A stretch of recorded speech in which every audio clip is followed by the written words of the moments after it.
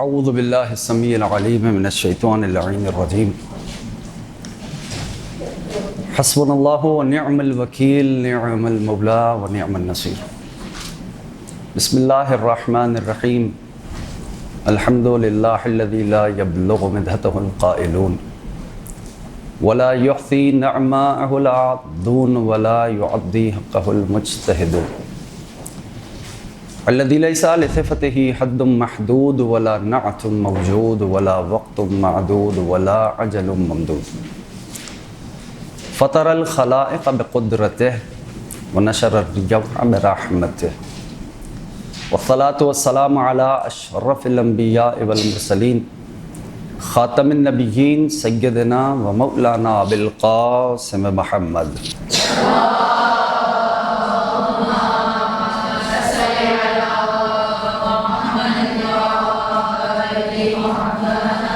وعلى أهل البيت الطيبين الطاهرين المعصومين المظلومين المنتجبين المنتخبين الميامين أما بعد فقد قال الله سبحانه وتعالى في محكم كتابه والفرقان الحميد وقوله الحق وهو أصدق الصادقين بسم الله الرحمن الرحيم قل هو الله أحد الله الصمد لم يلد ولم يولد وَلَمْ يَكُنْ لَهُ كُفُوًا أَحَدٌ درود بھیجیں مل کے محمد والے میں۔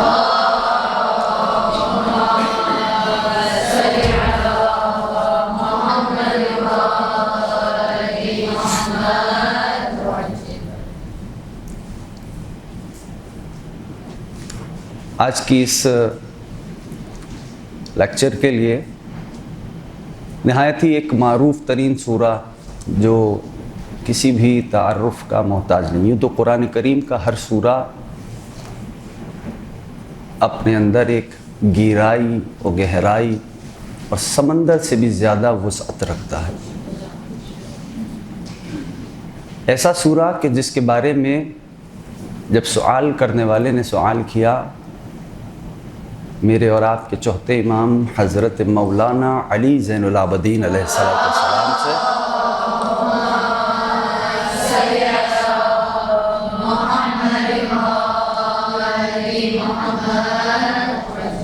کہ فرزند زہرا اگر کوئی چاہے کہ اپنے آپ کو ملائک کی محفل میں مجلس میں شمار کرے یا اس کو فرشتے اپنے حصار میں لیے رہیں تو وہ کیا کرے؟ تو فرزند زہرا نے فرمایا کہ اس کو چاہیے کہ سورہ توحید کی تلاوت کیا کرے۔ عنوان کیا ہوگا ابھی باہر بھی ڈسکس ہو رہا تھا، تو میں نے دوستان کی خدمت میں عرض کیا کہ میں جاؤں گا تو دیکھتا ہوں جس عنوان پہ بات ہو گئی شروع تو وہی عنوان بن جائے گا۔ تو کوشش صحیح یہی ہے، کچھ باتیں یقیناً مختلف ہوں گی، چاہتا یہ ہوں کہ ان باتوں کو محفوظ کر لیں، باقی کریم کربلا ہم سب کی سعی کو اپنی بارگاہ میں قبول فرمائے دے۔ سب سے زیادہ مہم ترین شے میں ایک روایت سے آغاز کروں گا۔ وہ شے کیا ہے کہ اس زمانے میں اپنے آپ کو اپنے مولا سے جوڑ کے رکھنا، ہر لمحہ ہر گوشہ اپنے آپ کو اپنے مولا سے جوڑ کے رکھیے۔ کسی نے سوال کیا، جیسے میرے مولا کا فرمان ہے کہ ان کان لک حاجۃ فحرک شفتیک فقل یا صاحب الزمان ادرکنی، اگر کبھی تمہیں کوئی مشکل آ جائے، پریشانیوں میں گر جاؤ، تو بس اپنے ہونٹوں کو جنبش دینا اور کہنا یا صاحب الزمان ادرکنی۔ مولا فرماتے ہیں کہ چھری کے نیچے ہوگے بچا کے لے جاؤں گا، واللہ بس قلب و روح میں علی و اولاد علی کی معرفت کے چراغ کو بجھنے نہ دیجیے۔ ہر لمحہ ہر لحظہ اپنے آپ کو اپنے مولا سے جوڑ کے رکھیے، حجت سے جڑ کے رہنا، اور یہی وہ راز تھا۔ غالباً ہماری گفتگو کا سمت ابھی معین ہو جائے گا، آپ سب پہ آیا ہو جائے گا۔ یہی وہ راز تھا کہ جسے اصحاب کریم کربلا نے درک کر لیا۔ وہ کیا راز تھا؟ وہ اس راز کو پا چکے تھے کہ جب تک پانی کا قطرہ الگ رہتا ہے تو اس کی حیثیت و وقعت پانی کے قطرے سے زیادہ نہیں ہوتی، لیکن جس دم وہ پانی کا قطرہ سمندر میں مل جاتا ہے تو پھر وہ پانی کا قطرہ نہیں رہتا، وہ بھی سمندر ہو جاتا ہے۔ صلی اللہ علیہ وسلم۔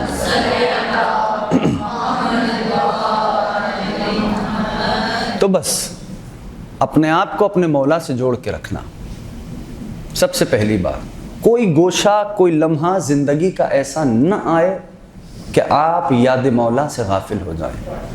کم سے کم 24 گھنٹے میں آدھا گھنٹہ تو نکالیں کہ جہاں آپ اپنے مولا کے اپنے آپ کو مولا کے روبرو سمجھیں اور مولا سے باتیں کریں۔ باتیں کرنے کا مطلب یہ کیا کہ جیسے مثلاً ہر کوئی اپنی اکاؤنٹیبلٹی کرے، کوئی دوسرا کسی کی اکاؤنٹیبلٹی کرے گا، احتساب کرے گا تو ممکن ہے کہ برا لگ جائے۔ کب کرے؟ وہ پہر کون سا ہے؟ جب رات میں بستر پہ آ جائے۔ ہماری کیفیت کیا ہے کہ جب ہم رات میں بستر پہ آتے ہیں معذرت کے ساتھ تو ہم انسٹا کی ریلز دیکھ رہے ہوتے ہیں، ٹویٹر، فیس بک، واٹس ایپ، بس ہمارا کام یہی ہے، اور پھر ہم سو جاتے ہیں۔ اب اس بندے میں اور اس بندے میں کتنا فرق ہے کہ ایک بندہ انسٹا کی ریلز اور سوشل میڈیا سے مربوط ہوتا ہوتا سو جاتا ہے، اور ایک بندہ شب کے اس پہر ابا عبداللہ کو سلام کرتا ہے، امام عصر کو سلام کرتا ہے اور پھر وہ سوتا ہے۔ اس کی کیفیت کیا ہے؟ خود سوچئے کہ ایک مقولہ ہے، وہ مقولہ کیا ہے؟ النوم اخو الموت، نیند موت کی بہن ہے۔ اگر کوئی اس انداز سے سویا کہ انسٹا چیک کرتے کرتے سو گیا تو وہ کس کیفیت میں اپنے مولا سے جڑا، اور ایک فرد وہ ہے جو سلام کر کے مولا کے دربار میں گیا۔ تو دونوں کے فرق کو دیکھو۔ شیخ مفید نے اپنی ایک کتاب الاختصاص میں ایک روایت لکھی، اور عجیب ہے واقعہ۔ سرکار کی خدمت میں ایک شخص آیا، کہنے لگا مولا اگر کوئی بندہ چاہے کہ آپ 14 میں سے کسی ایک کا دیدار کرے۔ یہ باتیں سننے اور پڑھنے کی حد تک تو غالباً آسان لگتی ہیں۔ اللہ کی اندیت میں اپنا مقام دیکھے اور اپنی مشکل کا حل پالے، مولا وہ کیا کرے، اس کو کیا کرنا چاہیے۔ اب یہ ہے آل محمد کا مذہب۔ یہ نہیں فرمایا کہ سمندر میں جا، ایک پیر پہ کھڑے ہو جاؤ اور چلہ کاٹو۔ یہ چلے ولے سے آل محمد کے مذہب کا کوئی تعلق نہیں۔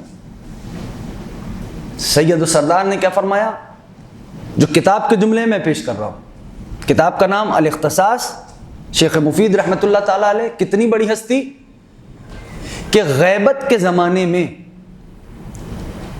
میرے مرشد و مولا نے توقیات لکھی، لیٹرز لکھے، ٹھیک ہے نا، اور ان لیٹرز میں غیبت کبریٰ میں بھی کچھ توقیات جہاں ملاقات کا امکان نہیں تھا مولا سے، لیکن یہ فرق واضح رہے کہ ہم غیبت کبریٰ میں ان سے نہیں مل سکتے، وہ جس سے چاہیں مل لیتے ہیں۔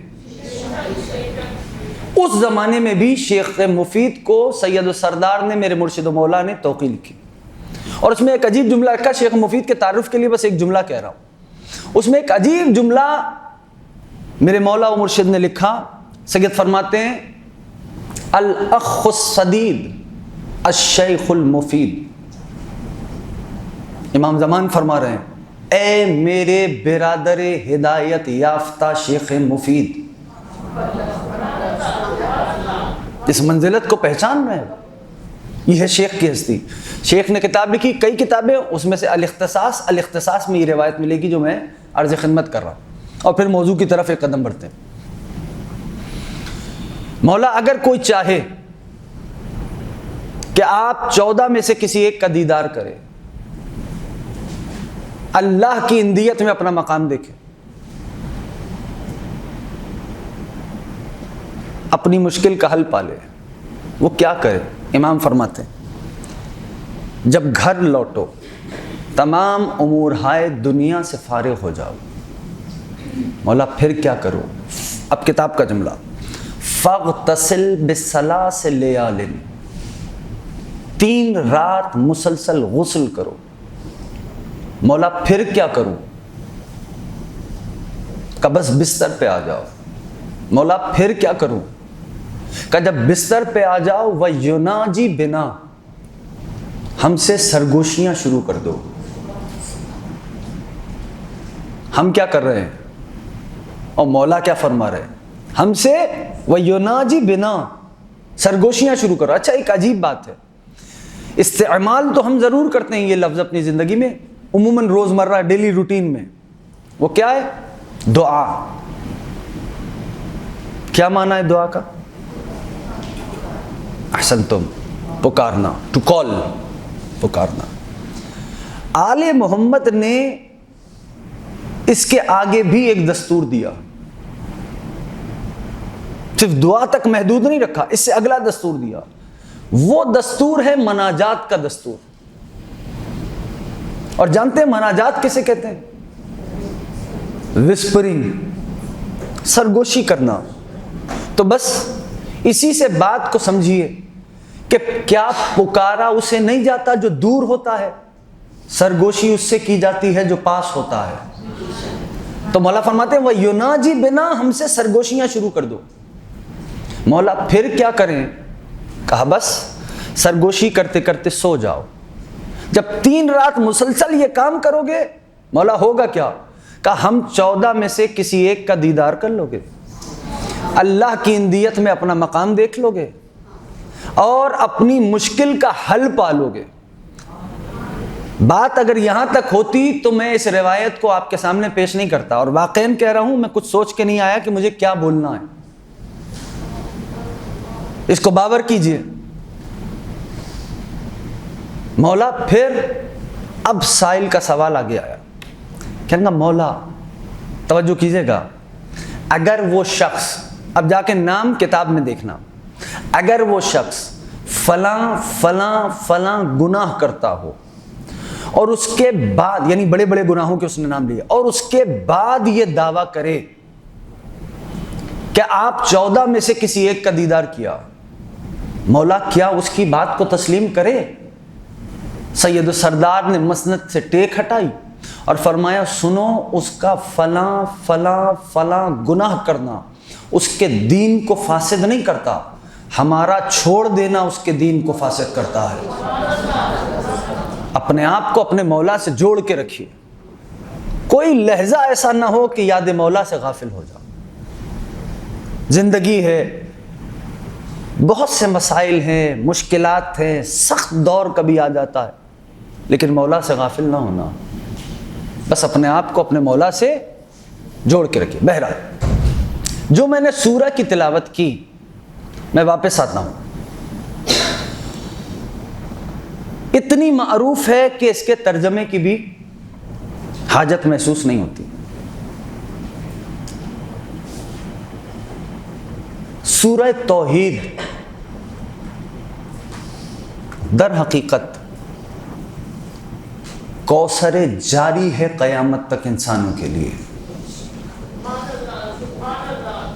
سورہ توحید ایک فراز وحی ہے، یہ منزل یعنی وحی الہی کا بلند ترین مقام،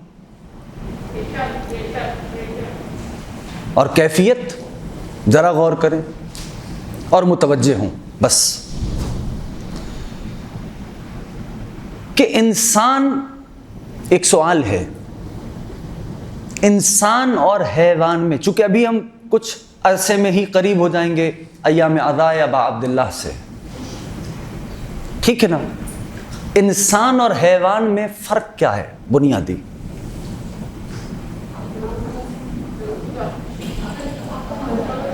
احسنتم، اس کو تھوڑا سا میں بدل کے عرض کروں،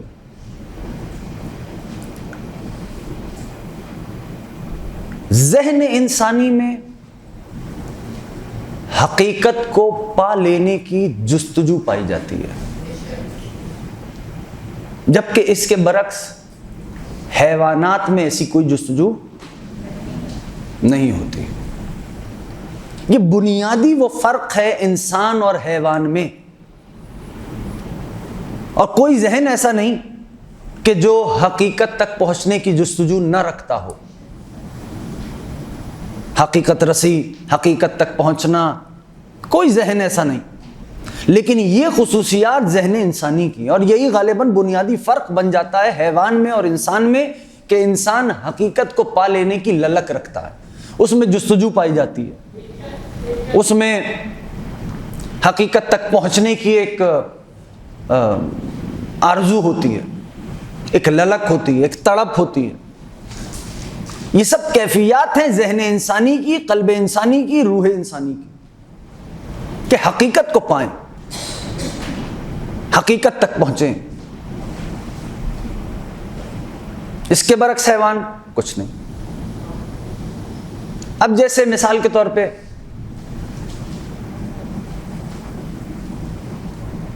کہ حقیقت کو پا لینا، ایک لفظ استعمال ہوتا ہے مغربی ادب میں، وہ لفظ استعمال ہوتا ہے پلیٹونک لو، خیر سے محبت۔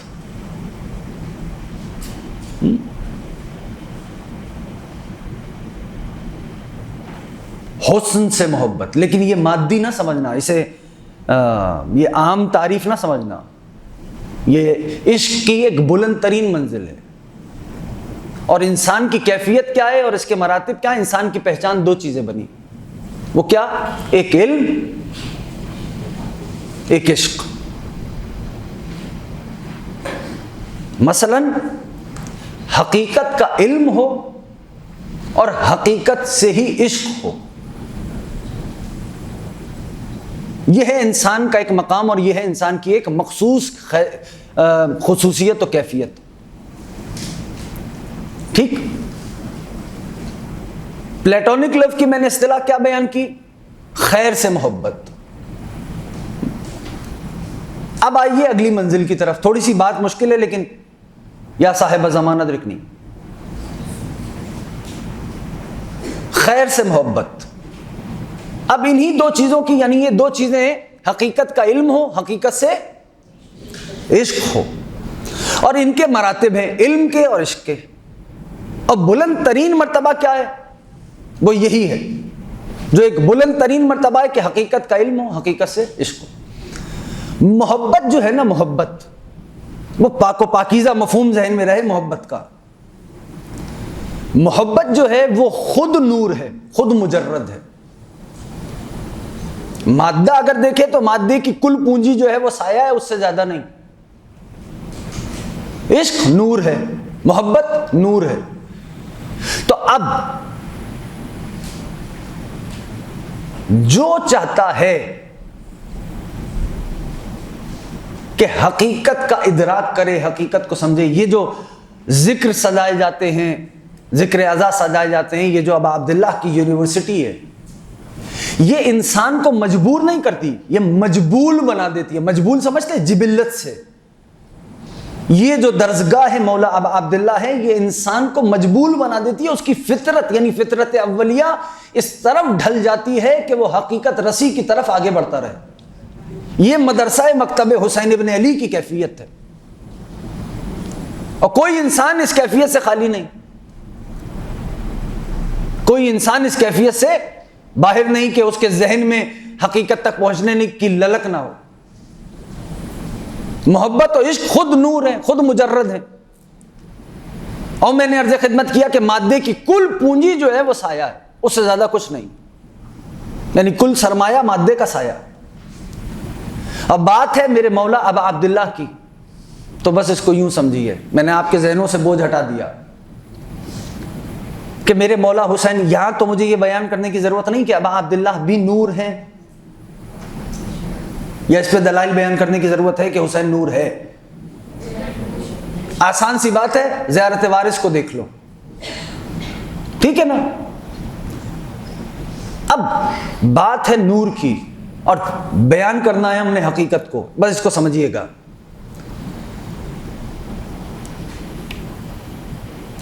حسین ابن علی مولا ابا عبداللہ کی ہستی نور مجرد ہے. مثال سے بات واضح کروں کہ آپ کے ذہنوں کا بوجھ ہلکا کر سکوں. یہ نور ہے یا نہیں؟ لائٹس ہے نا. اچھا اب ذرا دقیقاً دیکھیے, کسی سائنسدان نے ان پہ تحقیق کی؟ آپ نے اور میں نے تو نہیں کی, کسی نے کی. اس نے یہ جانچا کہ سن ریز میں کیا کیا موجود ہے, کون کون سے پارٹیکلز ہوتے ہیں, ان کی موومنٹ کیا ہوتی ہے, وہ کس ویلوسٹی سے سفر کرتے ہیں. یہ ان سائنسدانوں نے سمجھا جنہوں نے اس کے اوپر ریسرچ کی. توجہ سے سنیے گا بات, شاید اس نتیجے سے کسی منزل پہ جائے.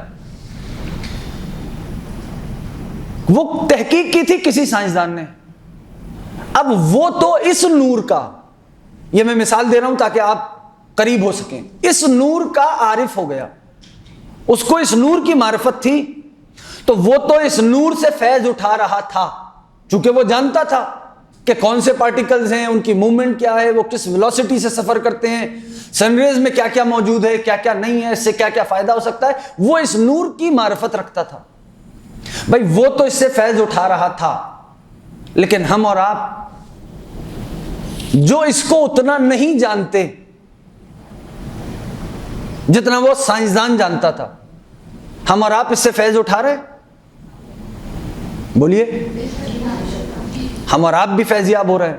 بس اگر یہ مثال واضح ہو گئی تو اس کو یوں سمجھیے کہ میرے مولا ابا عبداللہ کی ہستی بھی کچھ ایسی ہی ہے.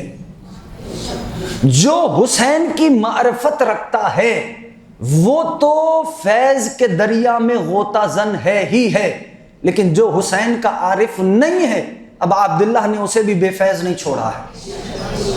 فیض حسین ابن علی جاری ہے. یہ جو ذکر ہے, یہ جو لیکچرز کی صورت میں ہو یا مجالس کی صورت میں ہو, یہ آقا کی خدمت میں عرض ادب ہے, لیکن کائنات پہ یہ بہت بڑا احسان ہے.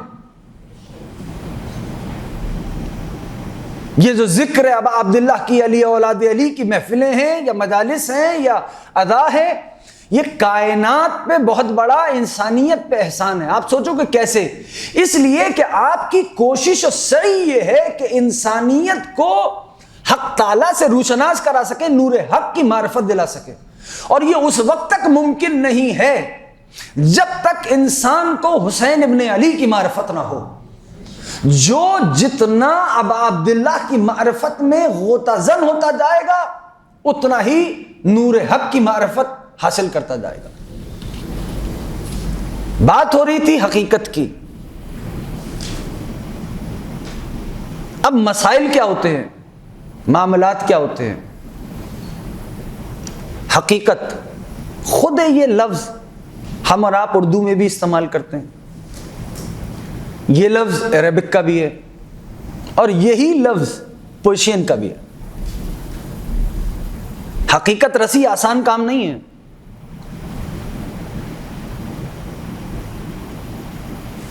یہاں جو لیکچرز ہوتے یہ کس لیے؟ کہ ذہنوں کے ان گوشوں کو کھولا جا سکے اور اس صحیح جادے پہ جو رسول و آل رسول کا جادہ ہے, طریق ہے, اس پہ بندہ سفر کر سکے, نہ دائیں نہ بائیں. یعنی یہ لفظ حقیقت استعمال ہوتا ہے عربک میں بھی, عربی لفظ ہے, ہم اردو والے بھی کرتے ہیں اور پرشین میں بھی استعمال ہوتا ہے. لیکن ایک سوال کر رہا ہوں, خود اس لفظ حقیقت کا انگریزی میں کیا ترجمہ ہے؟ اچھا یہ تو ممکن ہے نا کہ عربک والے اس لفظ حقیقت کو کسی اور معنی میں استعمال کرتے ہوں, ہم اردو والے اس لفظ حقیقت کو کسی اور معنی میں استعمال کرتے ہوں, اور اہل فارس یعنی پرشین والے اس لفظ حقیقت کا کوئی اور معنی لیتے ہوں. اس کا تو امکان ہے. انگریزی میں اس کا کیا ترجمہ ہے؟ جنہوں نے ان عناوین پہ کتابیں لکھی, اگر سخت ہو رہا ہے تو بدل دوں, جنہوں نے ان عناوین پہ کتابیں لکھی انہوں نے حقیقت کا لفظ جہاں استعمال کیا وہاں پر بریکٹ میں 2 ترجمے لکھے حقیقت کے. ایک، یا تو آپ میں سے کسی کو پتا ہے تو بتائیں حقیقت کا ترجمہ.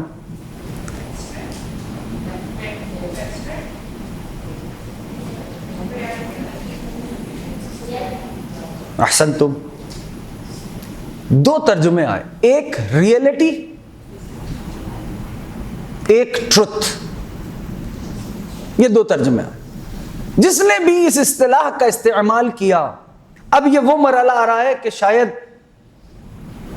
ہم کسی نتیجے پہ پہنچے، لیکن بات محفوظ فرمائیں. ریئلٹی اور ٹروتھ کیا یہ مترادف ہیں؟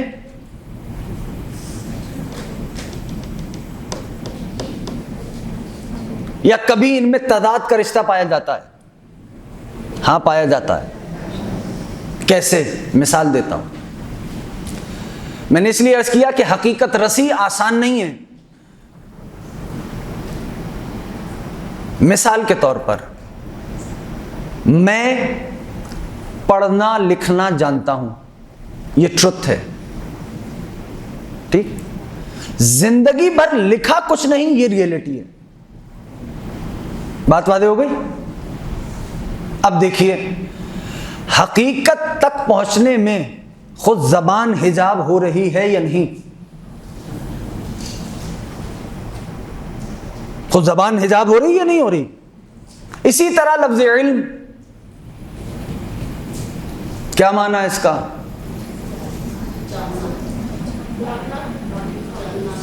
نالج، فلسفی، وزڈم، سائنس، یہ سب ترجمے علم کے. پھر وہی سوال، کیا یہ مترادف ہیں یا ان میں بھی تضاد کا رشتہ پایا جاتا ہے؟ بات مثال سے واضح ہو رہی ہے.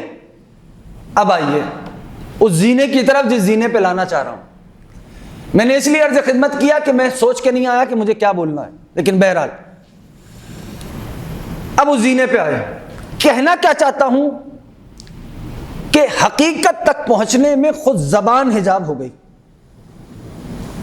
تو یہ جو آج پوری دنیا میں اگر کہیں کوئی معاملہ ہو، کہیں کوئی ڈسکشن ہو، کہیں کوئی گفتگو ہو، تو ضروری یہ ہے کہ جو اصطلاحات، توجہ کیجئے گا، جو اصطلاحات ان میں استعمال ہو رہی ہیں، تو دونوں فریقوں کے درمیان ان اصطلاحات کا معنی پہلے طے ہو جائے. نہیں تو اگر معنی پہلے ڈیسائیڈ نہیں ہوگا تو پھر بحث جو ہے وہ نتیجہ رس نہیں ہو سکتی. اس لیے کہ آپ کسی اور معنی میں لے رہے ہوگے اس لفظ کو، اس اصطلاح کو، اور میں کسی اور معنی میں لے رہا ہوں گا، اور بحث جو ہے وہ نتیجہ رس، نتیجہ خیز نہیں ہوگی. تو ضروری کیا ہے کہ اگر تو ڈسکشن میں اصطلاحات آئیں تو ان اصطلاحات کا معنی پہلے سے طے ہو. یہ جو کہنا، اتنی ساری تمہید کے بعد کہنا یہ چاہتا ہوں کہ یہ جو آج پوری دنیا میں انتشار پایا جاتا ہے، فکری انتشار ہو، ذہنی انتشار ہو، یا عقیدوں کا انتشار ہو، ان سب انتشارات میں سب سے بڑا کنٹریبیوشن ان لفظوں کا ہے جن لفظوں نے خیانت کی ہے. اگر تو آپ سمجھ رہے ہیں جو میں کہنا چاہ رہا ہوں، نہیں تو اور کھل کے بولتا ہوں. یعنی آج پوری دنیا میں، پورے گلوب پہ فکری اختلاف، انتشار، عقیدوں کا انتشار، نظریات کا انتشار پایا جو جاتا ہے، ان انتشارات میں سب سے بڑا کنٹریبیوشن ان لفظوں کا ہے جن لفظوں نے خیانت کی ہے. سب سے بڑا. یعنی اگر لفظ بدل کے کہوں تو اس لفظ کو یوں سمجھیے، کہنا یہ چاہتا ہوں کہ لفظوں کو سچائیوں کا امین بنانا بھی ہنر ہوتا ہے. نہیں، اور آسان کرتا ہوں اگلے نتیجے پہ، کہنا یہ چاہتا ہوں کہ ایسا ہنر بس اسی مکتب میں سیکھا جا سکتا ہے کہ جس مکتب کا رہبر صادق بھی ہو اور امین بھی ہو. اور یہ وہ واحد مکتب ہے. اب آئیے اس سورہ کی پہلی آیت کی طرف، جس پہ کوئی ہم نے 20 منٹ پہلے جس کی ہم نے تلاوت کی تھی. وہ بات رہ نہیں گئی اور میں بھول بھی نہیں گیا. بسم اللہ الرحمن الرحیم. قل هو اللہ احد.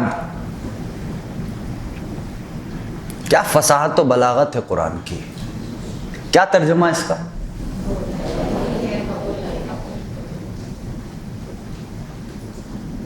پھر سوچو.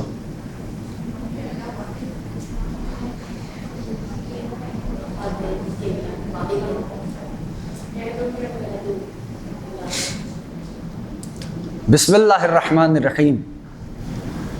قل هو اللہ احد.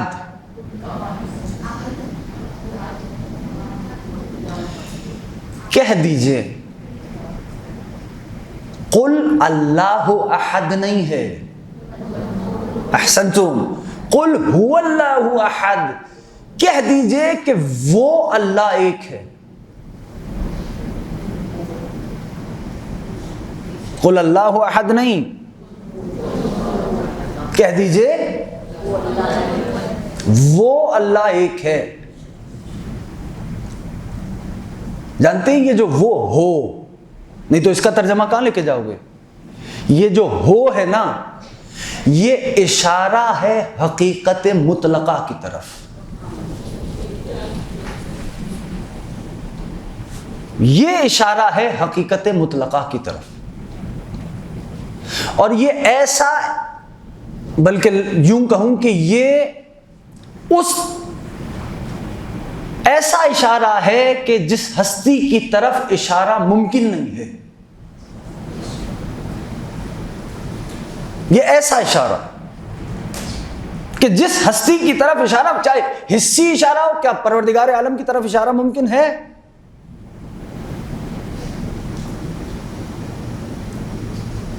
لیکن آیت میں موجود ہے، کہیے کہ وہ اللہ ایک ہے. یہ اس کی طرف اشارہ ہے جس کی طرف اشارہ ممکن ہی نہیں ہے. حصی ہو، فکری ہو یا اعضائی اشارے ہو، ممکن ہی نہیں. یعنی اگر میں کہوں تو یہ ہو جو ہے یہ قابل ترجمہ ہے ہی نہیں. ابھی ہم بات کر رہے تھے اتنی دیر سے حقیقت پر، کہ حقیقت یہ، حقیقت ایسی، زبان خود حجاب بن گئی. کجا کہ حقیقت مطلقہ جو اس سے بھی زیادہ سخت ہے. حقیقت ہی کو کشف کرنے کا نام علم ہے.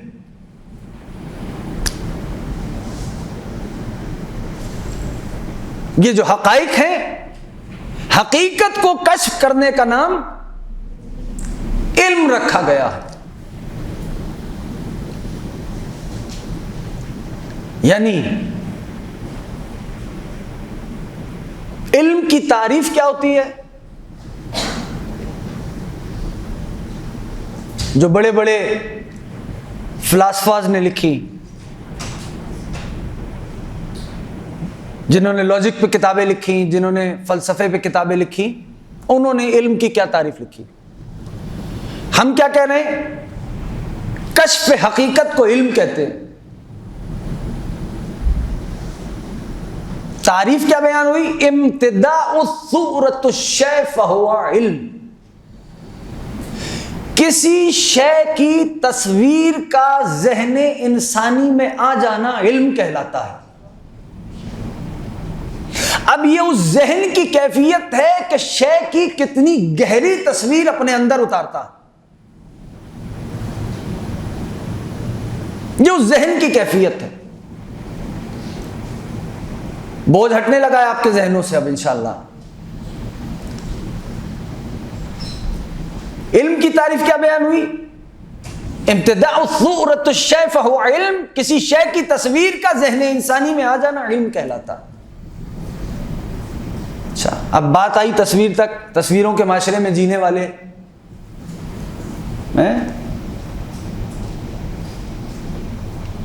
کتنی پرانی تعریف ہے تاریخ ہے تصویر کی.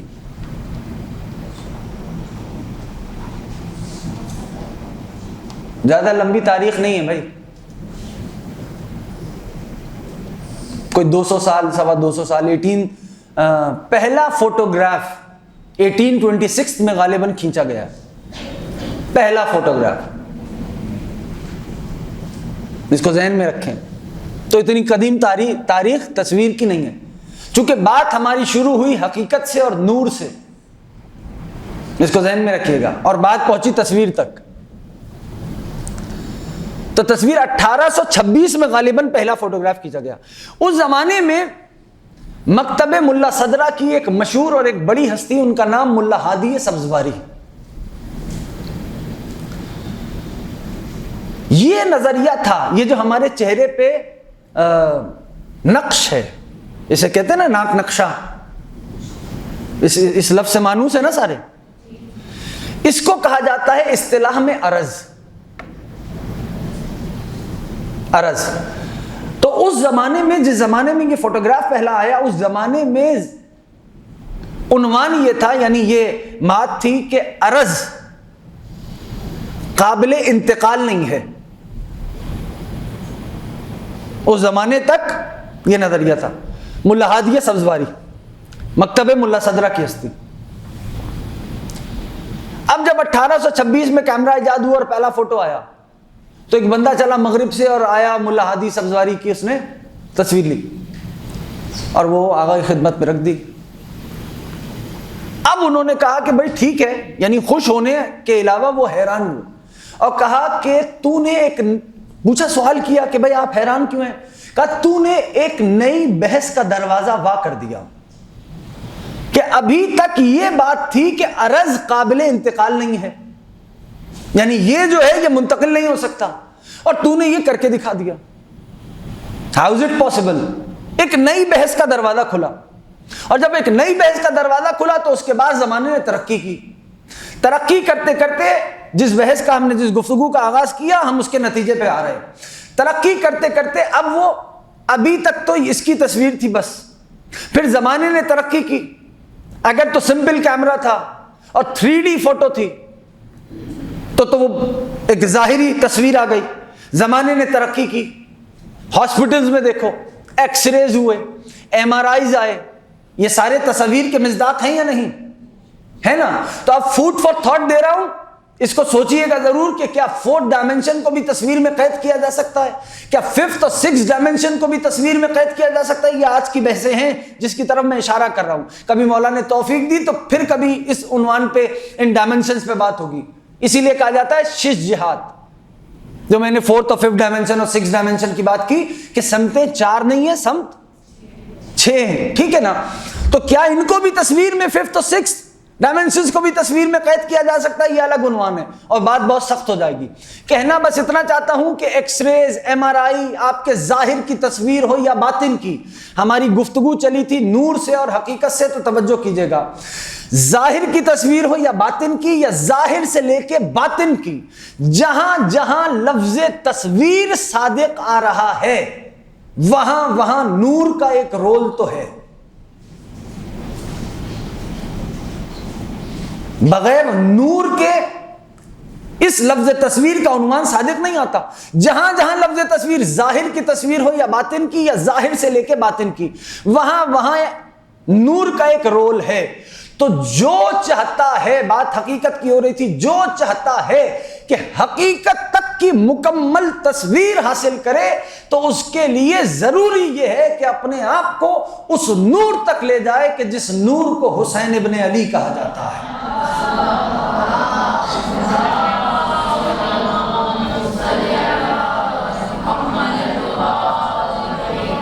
ابا عبداللہ کی خوشنودی کے لیے اس سے بہتر صلوات پڑھیں.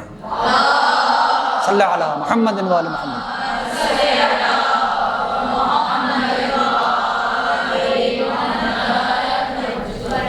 تو بات واضح ہو رہی ہے. اپنے آپ کو اس نور تک پہنچائیے کہ جس نور کا نام حسین ابن علی.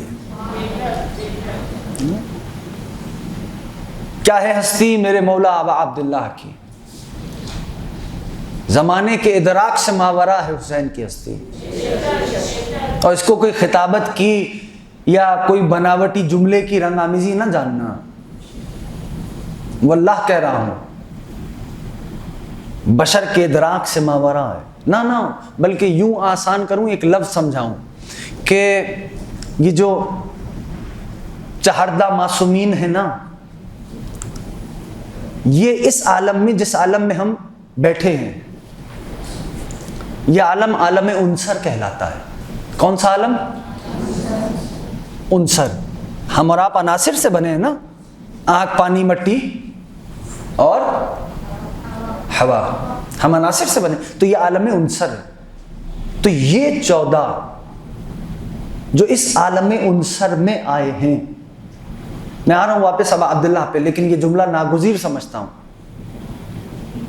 چونکہ پوائنٹس تو نہیں لکھے ہوئے، نہ رٹا رٹایا ہے کہ میں وہ آپ کو ویسے بتاتا رہا ہوں. بہرحال جو ذہن میں آ رہا ہے وہ بول رہا ہوں. یہ جو 14 عالم عنصر میں آئے ہیں، یہ وجود عنصری لے کے آئے ہیں. لیکن یہ مکتب مذہب آل محمد کا عقیدہ بتا رہا ہوں. دائیں بائیں آپ کیا سنتے ہو، اس سے میرا تعلق واسطہ نہیں. جو میرے مولا نے بتلایا وہ بتلا رہا ہوں، اس کو باور کریں. ان 14 کا وجود صرف عالم عنصر میں محدود نہیں ہے، اس سے بلند ہے ان کا مقام. کہا وہ کیا؟ کہا یہ 14 عالم ملکوت میں وجود ملکوتی لائے ہیں. کہا وجود ملکوتی لائے ہیں یعنی کیا؟ وہاں کیوں؟ کہا اس لیے کہ وہاں پر فرشتوں کی رہبری کرنی تھی. مثلا ابو علی سینا کا نام سنا سب نے؟ ابو علی سینا کا ایک لقب ہے استاد ناشناس معلم. عجیب لقب ہے. ایک دفعہ اپنے استاد کے سامنے زانو ادب طے کیا اور استاد سے ایک سوال کر لیا. استاد ان کے بابا کے دوست تھے. کہنے لگے بھائی یہ سوال میرے ذہن میں نہیں آیا، اس کے ذہن میں آ گیا تو میں اس کو پڑھانے سے عاجز ہوں. غالباً کم و بیش 7 یا 8 برس کا سن رہا ہوگا. تو وہاں سے لقب پڑا ابو علی سینا کا استاد ناشناس معلم. سوال جانتے ہو کیا کیا تھا؟ سوال یہ کیا تھا استاد سے کہ استاد یہ بتائیے کہ تخلیق کائنات سے پہلے کار خداوندی کیا تھا؟ سوال تو ہے. اب یہ ہے مکتب آل محمد سے جڑنے کا فیض. اخبار آل محمد کیا بتلاتے ہیں کہ تخلیق کائنات سے پہلے خداوند عالم ان 14 پہ درود بھیجتا تھا، یہ 14 اس کی تسبیح کرتے تھے.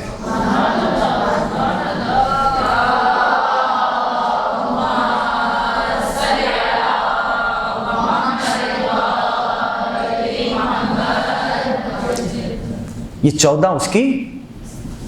تو عالم ملکوت میں یہ 14 وجود ملکوتی لائے. ان کی تسبیح سن کے فرشتوں نے تسبیح سیکھی. بات تمام ہو گئی. لیکن ان 14 کا وجود صرف عالم ملکوت ہی میں محدود نہیں ہے، اس سے بلند ہے ان کا مقام. یہ 14 عالم جبروت میں وجود جبروتی لائے. لیکن صرف عالم جبروت ہی میں محدود نہیں ہے ان کا مقام. جس مولا کو آپ اور ہم ماننے والے ہیں، اس سے بھی بلند ہے ان کا مقام. اور یہ اتنا مقام بلند ہے کہ بشر تو کجا، نبی اس مقام کا ادراک نہیں کر سکتے. وہ کون سا مقام ہے؟ وہ مقام ہے مقام مطلقہ خلافت الہیہ، کہ جہاں پر مستخلف ایک لفظ میں جملے کی پورا معنی و مفہوم موجود ہے. اس لفظ کو بس سنبھالیے گا کہ جہاں پر مستخلف انہو اللہ ہے، بس یہ 14 اس کے خلیفہ ہیں. بس یہ 14 اس کے خلیفہ ہیں. یہ وہ مقام خاص ہے کہ جہاں بشر تو کجا، نبی بھی اس مقام خاص کا ادراک نہیں کر سکتے. لفظ بدل کے کہوں تو یوں سمجھیے کہ یہ 14 پروردگار عالم کے اسماء و صفات جلال و جمال کے مظہر تام ہیں.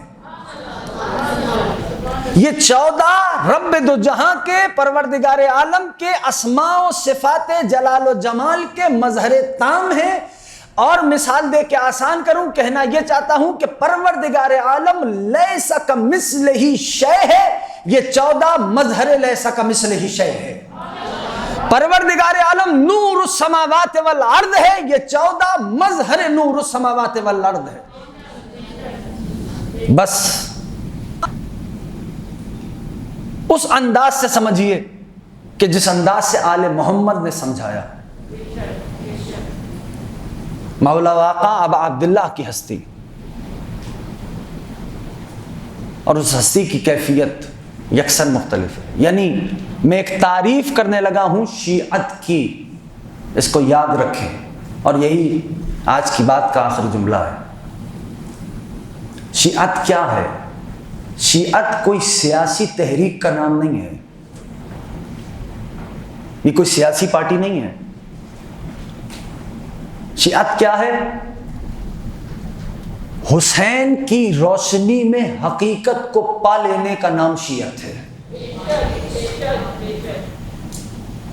جہاں جہاں لفظ حقیقت کے معنی اور مصادیق آپ کو ملتے رہیں گے، وہاں وہاں حسین ابن علی کی روشنی آپ کو میسر آئے گی. اور وہ شیعہ ہو ہی نہیں سکتا کہ جس کے دل میں سوز و گداز غم حسین نہ ہو. یعنی کیا یہ ممکن ہے کہ شمع روشن ہو اور آنسو نہ ہو؟ نہیں. کتنا عرصہ بیت گیا کربلا کے واقعے کو. آج بھی کربلا سرمدی ہے. کیوں سرمدی سمجھتے ہو؟ تازہ ہے، ہمیشہ ہے. یعنی کل جیسی تھی آج بھی اور کل بھی. وائے؟ کیوں؟ سبب، وجہ.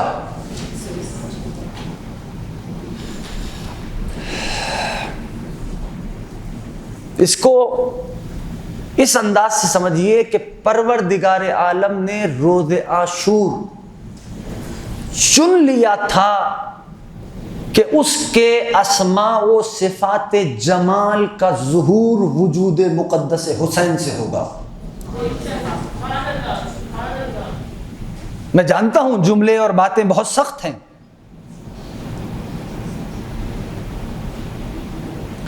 اس لیے کربلا سرمدی ہو گئی. اسماء و صفات جمال الہیہ کا ظہور روز عاشور وجود مقدس ابا عبداللہ سے ہوا. ایک جملہ میرے مکتب کے عالم کا ہے، ایک جملہ برادران کے مکتب کے عالم کا ہے، دونوں سن لیں. میرے مکتب کے عالم نے کہا کہ روز عاشور، میرے مکتب کے عالم نے کہا کہ امیر المومنین کے دو کام ادھورے تھے. ایک علی کا خطبہ شقشقیہ، مانوس ہے اس خطبے سے نہج البلاغہ میں، خطبہ شقشقیہ جو ادھورا رہ گیا. دوسرا امیر المومنین کا وہ آخری سجدہ کا. یہ دونوں ادھورے کام پروردگار عالم نے علی کے بچوں سے مکمل کروائے. علی کا خطبہ مکمل کیا شام کے دربار میں علی کی بیٹی نے، اور علی کا سجدہ مکمل کیا حسین ابن علی نے. اور حسین نے تو ایسا سجدہ مکمل کیا کہ آواز دی اب سر اس وقت ہی بلند ہوگا جب نیزے پہ بلند ہوگا، سجدے سے سر اس وقت ہی اٹھے گا جب تن سے جدا ہوگا. دوسرے مکتب کا عالم کیا لکھتا ہے؟ عباس محمود قاد، وہ لکھ رہے ہیں کہ روز عاشور دو طرح کی جنگیں تھیں. ایک ابا عبداللہ کی یزید اور یزیدیوں سے، دوسری خود حسین کے اندر جاری تھی. میں نے کیا عرض کیا تھا کہ روز عاشور اسماء و صفات جمال الہیہ کا ظہور وجود مقدس حسین سے ہوا.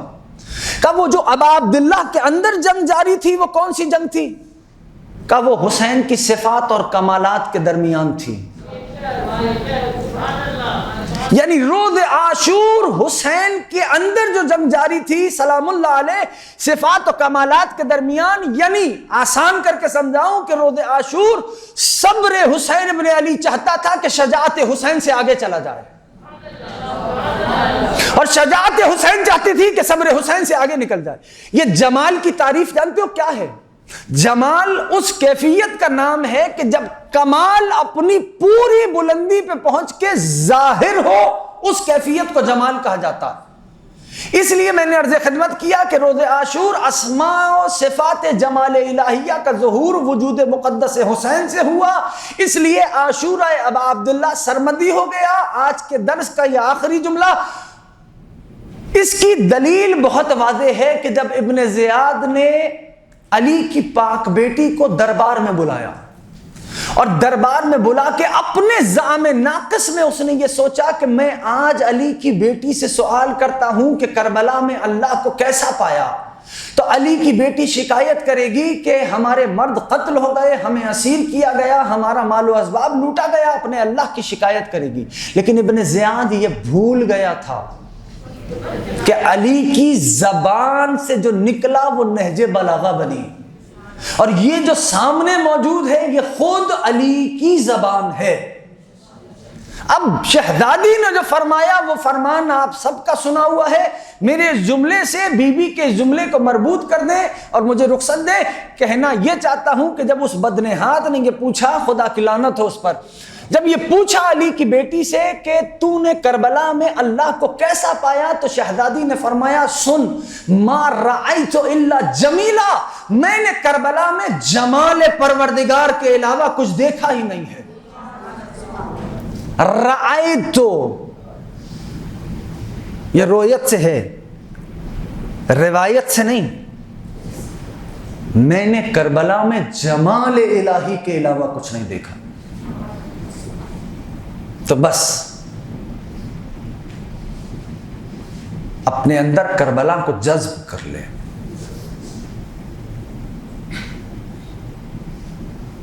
اور ہر لمحہ، ہر لہجہ، ہر گوشہ معرفت مولا کی جستجو میں رہے۔ یہ ایک الگ عنوان ہے اور ایک الگ سلسلہ بنے گا، چونکہ آپ میں سے بہت سے ہوں گے جو عشرہ اعضاء ابا عبداللہ سے خطاب بھی کریں گے، مولا آپ سب کو ذکر ادا کرنے کی توفیق و سعادت نصیب کرے۔ یہ ایک الگ عنوان ہے۔ دیکھو کربلا ہم مصائب کے عنوان سے دیکھتے ہیں، اور میں جب جاتا ہوں، مولا جب توفیق دیتے ہیں، تب ذریعہ مقدس سے جڑ کے بس ایک خیرات مانگتا ہوں کہ ابا عبداللہ کربلا سے کچھ گوشہ فضیلت عطا کیجئے، اپنی معرفت کے گوشے ادا کیجئے۔ اور بہت یعنی ابتدا کیا ہے، مفاتی میں جتنی بھی زیارات ہیں ابا عبداللہ سے مربوط، اس کی تلاوت کریں، ٹھہر ٹھہر کے اس کا ترجمہ پڑھیں۔ یہ ایک الگ عنوان ہے کہ روز شب عاشور کیا کیا ہوا ہے۔ مصائب سے ہٹ کے بات کر رہا ہوں، یعنی واللہ اگر آپ اس نہج سے دیکھنا شروع کریں تو آپ کو مینارہ نور دکھائی دے کہ شب عاشور کیا کیا ہوا ہے، کیا کچھ ہوا شب عاشور۔ یہ کوئی یوں ہی بات نہیں ہے،